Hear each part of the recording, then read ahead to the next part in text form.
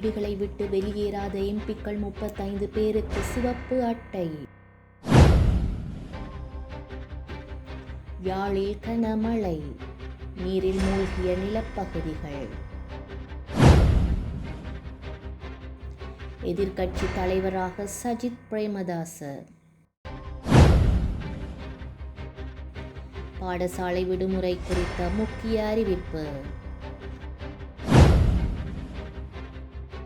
முன்னாள் அமைச்சர்களுக்கு விசாரணை.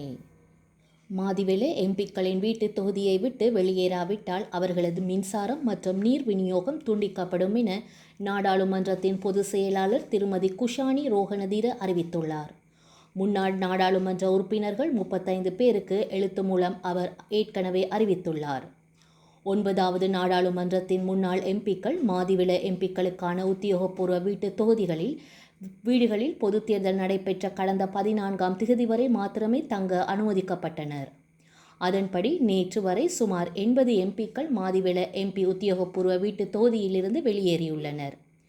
கடந்த பொது தேர்தலில் வெற்றி பெற்ற முன்னாள் எம்பிக்கள் மட்டுமே இந்த வீட்டு தொகுதியில் தங்க முடியும் என நாடாளுமன்ற அதிகாரிகள் தெரிவிக்கின்றனர்.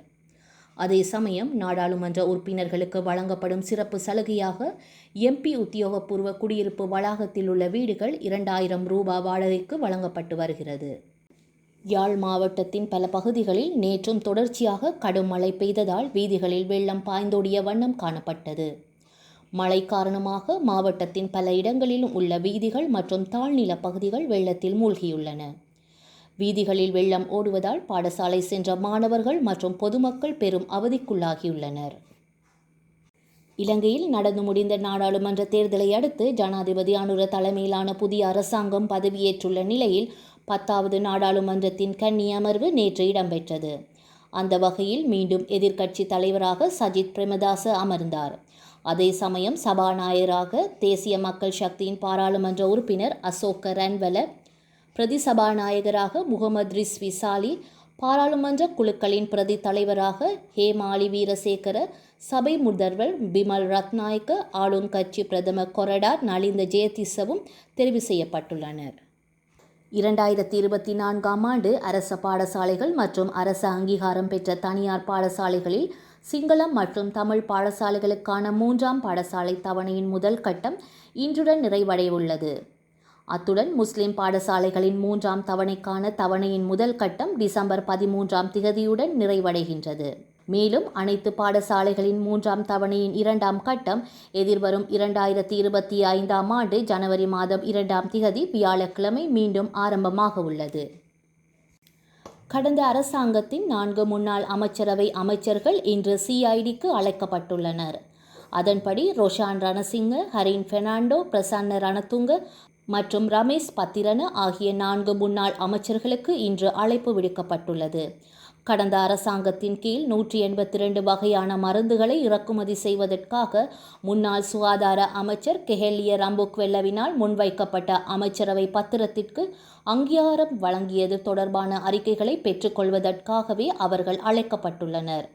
குறித்த விசாரணை தொடர்பில் முன்னாள் ஜனாதிபதி ரணில் விக்ரமசிங்க மற்றும் அரசாங்க அமைச்சரவையிடம் வாக்குமூலம் பெற்றுக்கொள்ள CIDக்கு நீதிமன்றம் அனுமதி வழங்கியுள்ளது.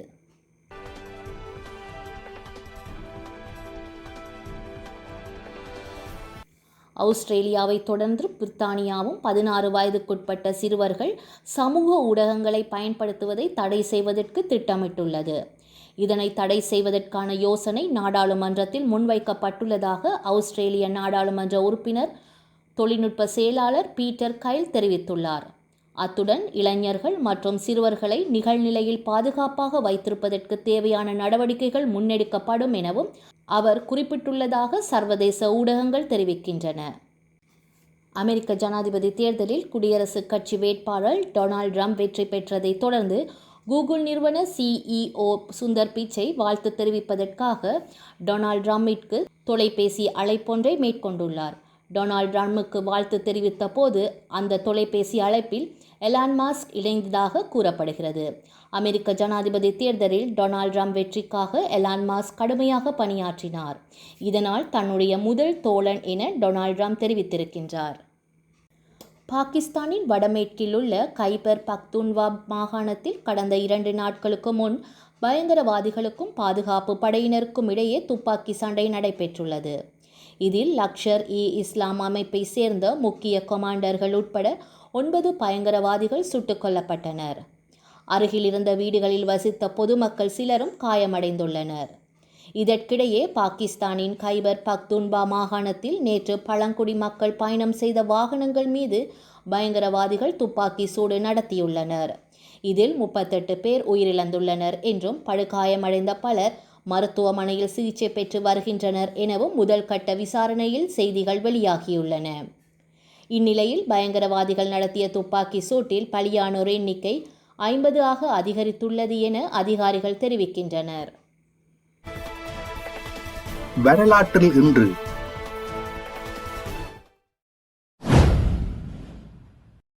1989 மேற்கு பெய்ரூத்தில் இடம்பெற்ற குண்டுவெடிப்பில் லெபனான் ஜனாதிபதி ரெனே மெவாட் கொல்லப்பட்டார்.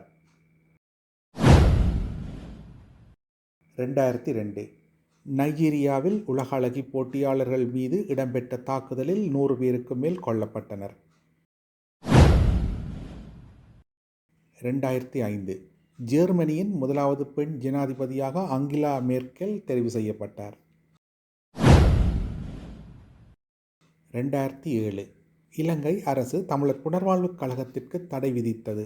செய்திகளை உடனுக்குடன் தெரிந்து கொள்ள உடனே சப்ஸ்கிரைப் செய்து பெல் பட்டனை கிளிக் பண்ணவும். மேலதிக செய்திகளை தமிழ்தாய் இணையதளத்தில் பார்வையிடலாம்.